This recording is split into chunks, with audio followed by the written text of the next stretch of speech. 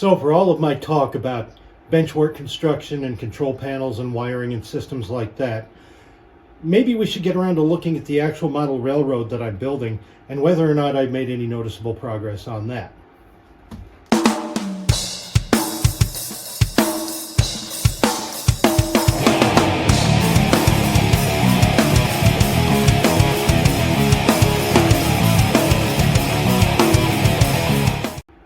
Now you can see right here, we have a little bit of scenery done here at Littleton near the Electron Corporation, and maybe I need to start working on the actual structure for here, but there's some stuff that's going to go behind it, little details that I want to nail down before I make it hard to reach those things. Not that I can't take the building off, I would just rather have those things in place before I get to that. Besides, I'm waiting on some material to actually start making buildings around here.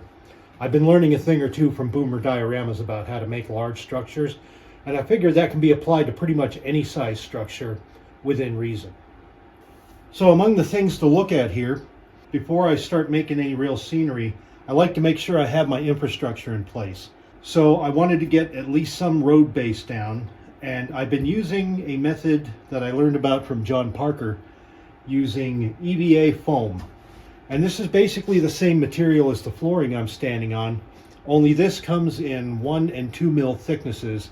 It takes paint pretty well. You can glue it together with contact cement. And so that's what I've been doing here. Get the road stuff in first. You can also kind of imprint the path of your rails and use that as your cut lines in order to lay out the grade crossings and get that looking pretty happy. And the cars make it through without too much trouble.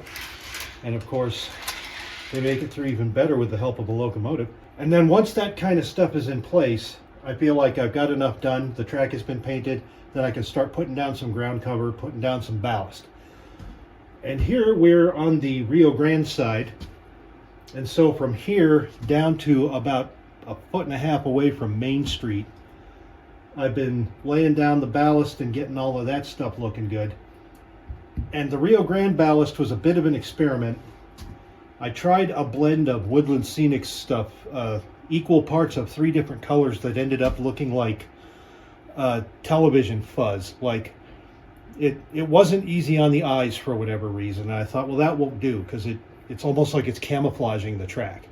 So looking at my old Rio Grande calendar, I noticed that what they're using is almost black. Like it's such a dark gray that it appears black in photographs. And of course, you know, in politics and magic, perception is reality. Well, it's kind of like that in model railroading too.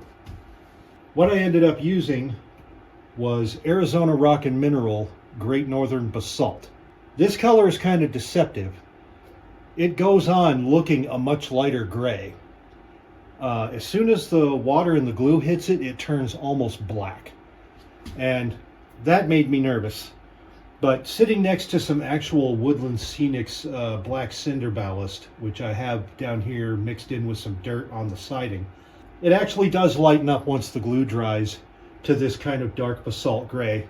So anyway, that's one of the areas where I've been trying to get some scenery and ground cover in and start to make this thing look like a railroad. And of course, the need for further infrastructure in other areas, like laying down the foundations for the train depots and finishing up some of the paving at Main Street, is going to force me to take a pause. And I've got to find a proper Arizona Rock and Mineral ballast color to use on the Santa Fe side, which during this time period would have been more of that kind of a dark gray, not quite black, a much lighter gray. What we probably would know around here is Minnequa gray. Something else to note right here is I used to have Bellevue going through here, and I have decided against that. Number one, the space between Oxford directly over here, having Bellevue in this exact spot, it was just too close together. It also forced the path of Santa Fe to take this very unusual and painful curve, and I just wasn't having it. So it's like, you know what? Most people are not going to care that Bellevue is there or not. It's nice to have there for those who know, because that does serve as a demarcation line between Englewood and Littleton. However, I'll just let Oxford kind of step into that role. We can get better looking scenery and track work and road work through here we're not really going to miss Bellevue, and I'm not going to miss having to do all of those crossings across basically 5 tracks. Another big important scene in progress right now is getting the bridges in at Dad Clark Gulch. You can see this bridge here was actually built using a strip of 1/2-inch plywood, and then once I was satisfied with the width of that, I cemented the girders and everything to the sides of that. Added a minor amount of crisscross detail under there just in case it ever gets seen. And then the rest of the deck and the quote-unquote ties and everything, like I guess the timber decking of it, that's all styrene. Some more boomer stuff I've been learning. Start with styrene and then start washing it down and staining it down until you feel like you've got the color right. And in this case, kind of that treated creosote look. And you'll know there's not a lot of detail in here, just a thin strip of cork roadbed underneath there, because this is a ballasted deck bridge. And that's a fair representation of the prototype that's still there. And I made the abutments and piers here. I just carved them out of this same pink foam that I'm using for everything else. I think each one of these abutments actually had to be made out of 3 pieces, and then they were kind of joined together and then eventually smoothed over with some plaster and then painted with some Woodland Scenics concrete base. And then the Santa Fe Bridge in the background there is a complete and total foobie, because I have no information about the original Santa Fe Bridge that was there. And I thought, well, I'm not going to wait all day. I can build scenes, I can tear scenes apart and rebuild them if I have to. But for now, I just scratch built this wooden kind of timber bridge that I've done variations of this several times before. So I put together a new one, and for the deck I used some micro-engineering bridge track, and you can see some little white dots along the edges where the guard ties are. Those are styrene pins. I tried gluing those pieces that come with the micro-engineering bridge track, and the glue just didn't hold. I'm like, well, this thing's gonna be taking a pounding with the trains coming over it. So I just drilled holes and ran some styrene rod through them and glued them that way. So now there's a solid mechanical connection holding all of that together. And then of course there's a bunch of plaster and everything else to kind of start getting the land shaped. And there's a piece of Santa Fe Drive that I'm scratch building right now on the workbench that's gonna kind of frame this front end out. I haven't talked about it much, I don't think at all, in any of my layout updates, but I've also been working on bridges over Santa Fe Drive. And those abutments were carved out of wood, and the bridge decks themselves are micro-engineering kits. I started with 3 50-foot kits and then cut and trimmed and fit until I got, I think, a 72-foot and a 66-foot bridge deck, and then kind of adjusted everything to fit. And now I just got to finish doing some retaining walls and foam work and plaster work, and then maybe you can start doing something pretty looking on this section as well. A much less railroady thing that I've been doing, but nevertheless necessary for operations around here. I made the pull-out platforms for accessing the staging yard, and they basically fold into about 1/3 of their depth. You can see there's kind of a 1, 2, 3 section to it, and right along this line it pops upward into a little triangle and everything squeezes into the wall. So right now it's about 4 foot 2 inches away from the wall, and when it compresses it's about 2 feet away from the wall. So that's a pretty nifty little rig. And then there's a drop down section here that allows me access to the Kroonenberg Jewel Avenue section, and that is in place. The backdrop is mostly there. I painted the foam, I've glued some track onto it. So, but for a ground throw on that switch, this is effectively operational. And I need to rig up another control button for this switch right here, since that is on a tortoise motor. Now, in the department of mocking things up, I found a picture of this area on Google Maps Street View that goes back to 2019, before they tore down all the buildings that were in this area. And I found, to my delight, there was actually a little bit of abandoned track kind of hiding in the parking lots around here. But there was enough there to kind of give me a picture of what was happening in this little corner. And I'm not going to attach any track work because God save the mark trying to reach back there and do any switching once the scene is done. But it'll be nice to kind of have that little Easter egg in there. And so I built some mock-ups that are more or less to the right proportions, even gave them a little bit of a paint job so they kind of look like what's going to be there. But there's going to be a lot of depth to that scene and a lot of things going on there. So it's maybe a lot of work for background, but I think I'm going to appreciate the end result. And hopefully everyone else will too. And to that end, there's another fairly large building that's going to go in the immediate background here. And I'm going to try and layer in the Montgomery Ward's building as maybe an N-scale structure, because it was actually, from this vantage point, was actually quite a bit far off in the distance there. But it was definitely kind of a landmark for South Denver, so I'll be figuring that out as we progress. Now here's an area that's going to be getting a lot of work soon. This is the Alameda subway. And you can see there's no longer a black hole back there.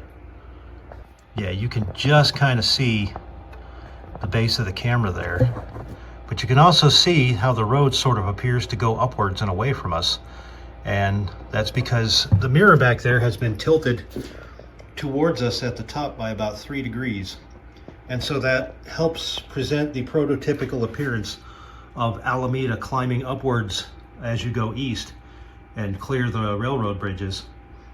And that'll, from this vantage point, you can't see your own reflection in the mirror, so that also helps aid the illusion. So anyway, that's a work in progress right here, and I'll take advantage of the momentum that's going on with that. And for the mirror, by the way, I used a piece of plastic chrome drum covering. So stuff that I've been using in my drum kit builds to represent a chrome plated drum shell. This is basically the plastic equivalent of a front silvered mirror, which also helps kill the line between where the end of the road meets that mirror. So I just laminated it to a piece of 3/4 inch plywood that already had that 3-degree angle cut onto it. Now this may or may not be showing up in some of the other videos. I haven't been keeping track, but I have pushed some basic scenery and ground cover out here just short of Alameda, because I wanted to do the hard part here and have the scenery kind of just blossom out from there, because it'll be, once this hard part is done, it'll be easier to kind of go in either direction. So I brought the scenery basic ground cover up to here.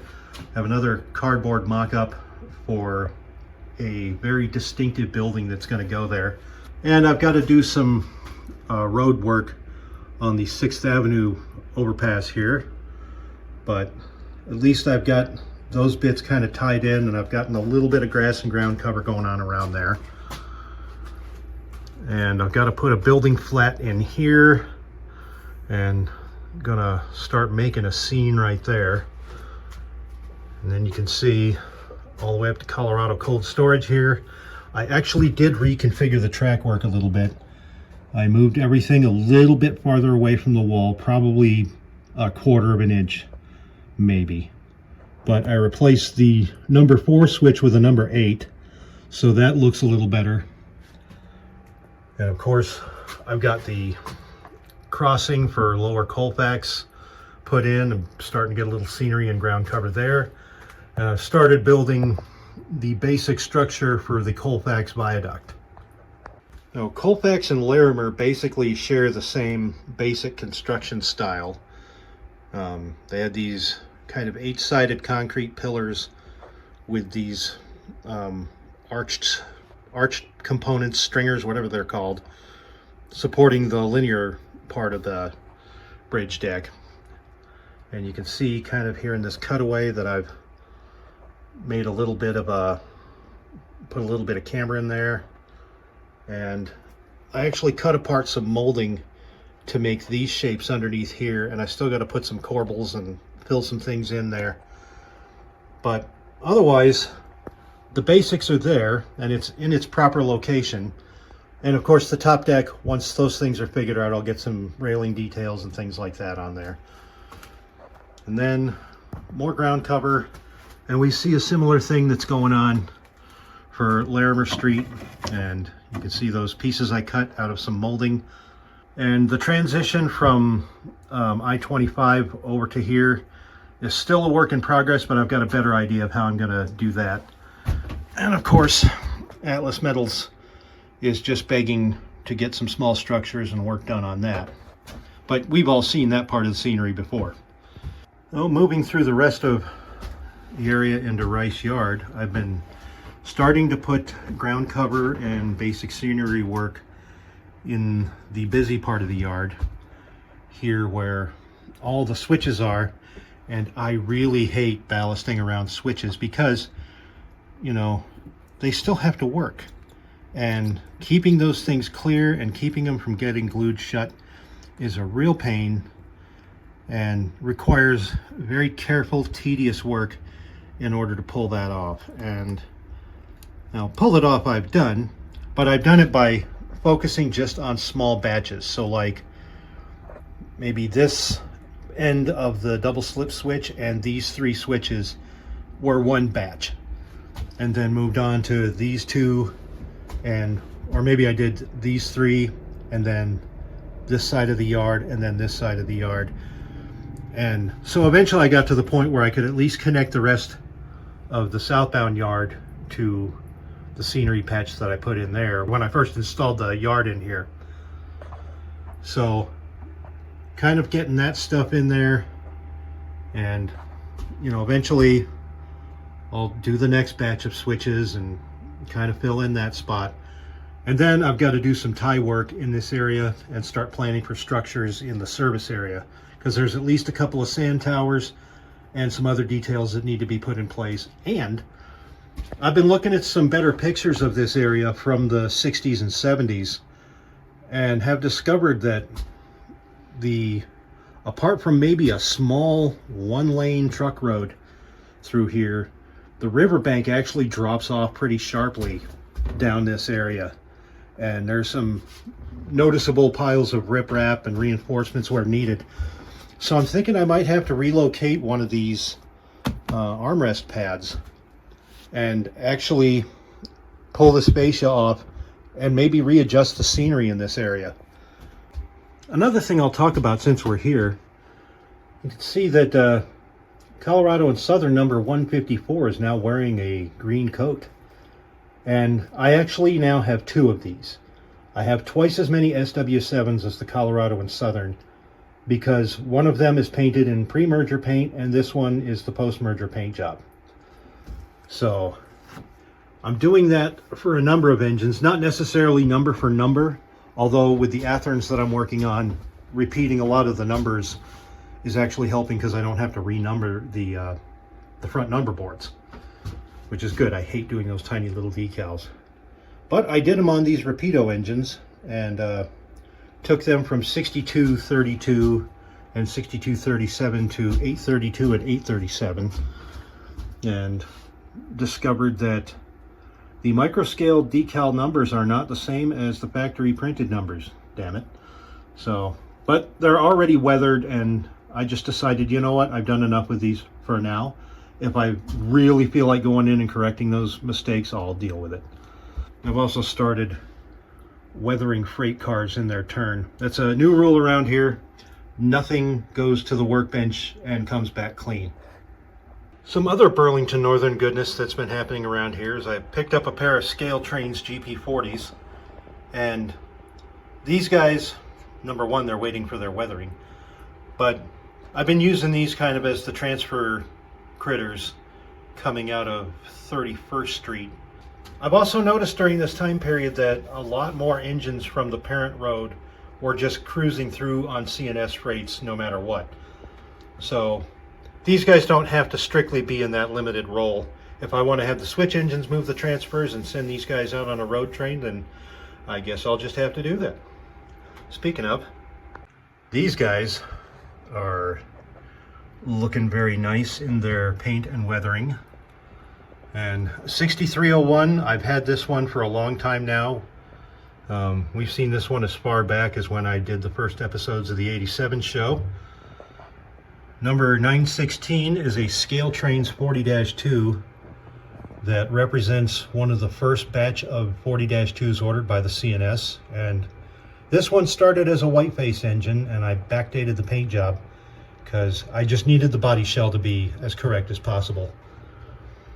And then 880 here is the first of 4 Athearn Chinese red CNS engines that I've stripped and repainted into Cascade green.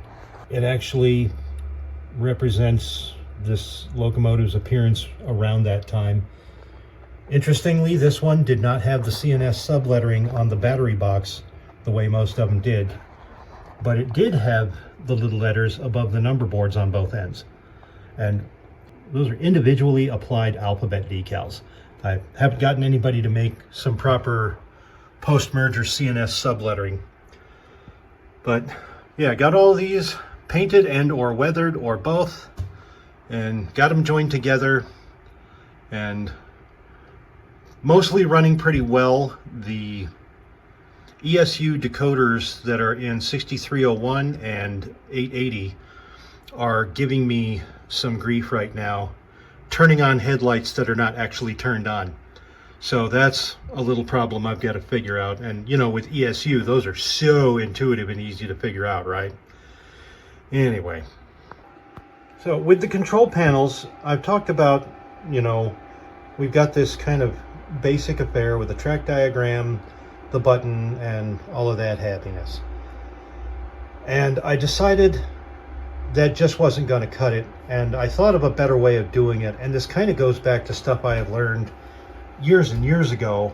This is something we used to do when we made model railroad control panels, and that was we would print things out on a piece of paper that we wanted, get everything right and scaled properly, and then laminate it behind plexiglass.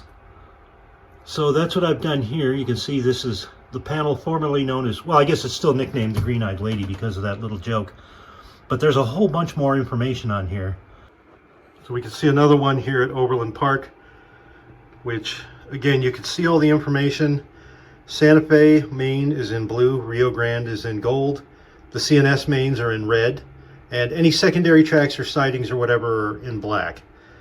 But button correlates to switch location. Everything's marked direction of travel, so you're facing east in this case, so south is to the right, north is to the left. And again, city name, location name. And something else to note, that these numbers on these switches and buttons are not by accident. This is also the decoder address for that switch that you can access through a Digitrax throttle. Now for the Rice Yard panel, because this one is embedded in the actual benchwork itself, that took a little bit of modification. However, the panel that corresponds to this thing on the other side is not getting changed, because pulling the panel out would require tearing out the entire backdrop, because that also serves as the fascia on the other side. So I'm just going to let that other panel on the other side live in the old style and just not worry about it. And this one here is the daddy of them all, the dispatcher's analog box, which you can see has become a much more detailed and organized affair. Now have all the buttons in for the switches they're going to control, all the indicator lights. Again, everything's numbered and correlated to a track diagram, so it should be almost self-explanatory. And even here you get location arrows. Since you're technically on the other side of the tracks at this location, it's south to the left and north to the right here. But anyway, that's how all those panels have been going. And there's a few more I have to print out and build. And if you look over there at Littleton, for example, I've got the diagram laid out. I just need to actually print it. The printer was giving me some grief while I was doing these, so I just gave up and did as many as I could. Another thing to note around here is I've been doing some skirting and cleaning up on the upper deck areas. So for example, I made a little shelf here. However, I also wanted to access the underside of the layout for storage.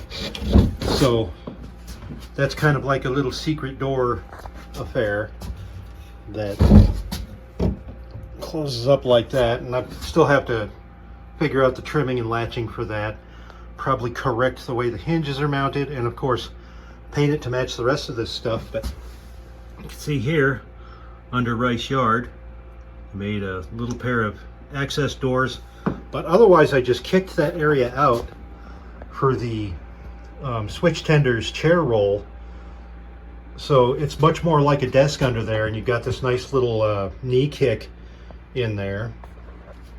And so I'm pretty pleased with how that turned out. That was totally by accident, by the way.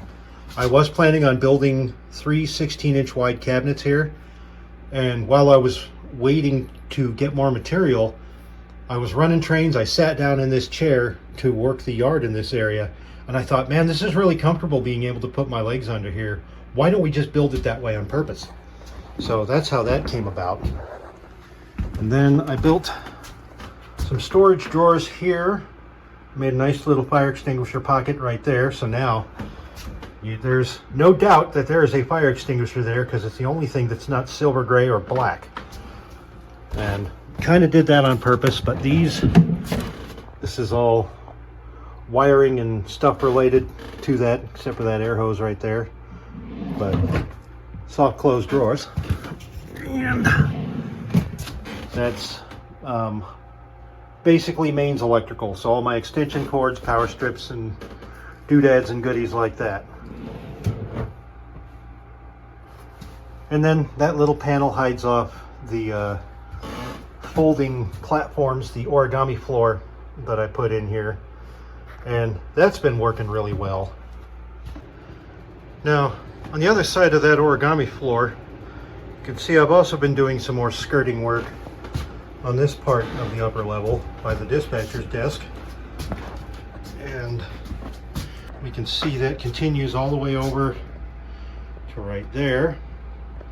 And so just underneath the Rio Grande staging yard, you see you've got a little pocket for the room computer, the little Raspberry Pi 5 doing its diligence there, and little access port for the trash can. You can see I've made ports to attach things like the spy cameras and their various monitors. That one still needs some work, but this one here under the calendar is looking pretty righteous, and that connects a lot of these smaller components to the auxiliary power supply. So when you kick on all the switch motors and everything, a lot of these little monitors and cameras come on as well, and that's been working pretty well. You can also see I built a new dispatch desk. So this has a generous amount of space for both the room computer and the layout computer's keyboard and mice, and just waiting to put a proper paint job on this, but at least the fitment is nice and I get a little bit more flat space. It's not just a plank of plywood laying across there anymore. So pretty pleased with how that turned out. It's also a fair bit noisier in here, and that's another problem I have to work on, but the reason for that noise is because I've got the upper deck light valance in place, mostly. There's still another area I need to work on. Now the reason that's noisy is because there are 2 of these power supplies, one for the lower deck and one for the upper deck, and they are 24 volt, like 300 watt power supplies, and they're some noisy boys, but they supply a generous amount of power for the chip on board light strips that I've used under here. And these are the hit lights parts that I found on Amazon. You have to pay attention to your color temperature. Color temperature and wattage, just like you would with a light bulb. I think I needed to get something 48 watts or better, because anything below that would have been, they start to fade out and the light is kind of dingy. So I've been getting that light balance for the upper deck, like I said, more or less in place all the way around.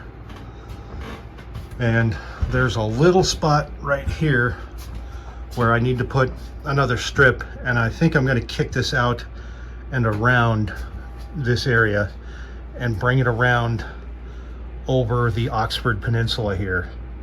And that'll be the last piece of that lighting that has to go in. That's another little piece of infrastructure I've been working on. I figure that's kind of significant when you add that much new structure. And to clean things up a bit, I've been experimenting with this. I might add a secondary fascia above that to kind of close off the gap between here and the ceiling, so it doesn't look quite so ugly when you're standing inside this upper deck.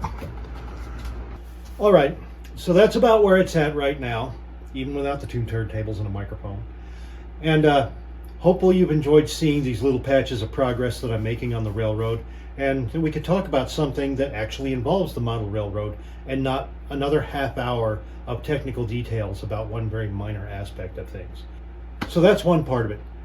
The next part of it, I probably want to talk a little bit about weathering and painting locomotives, maybe, and we'll see how much more progress I make on other parts of the layout. And I also want to explain why we're seeing the incursion of more Burlington Northern stuff on this layout, and what my long-term plan is for that. So anyway, that's the layout update for now. I'm Mike Lindsay. Thanks for coming out.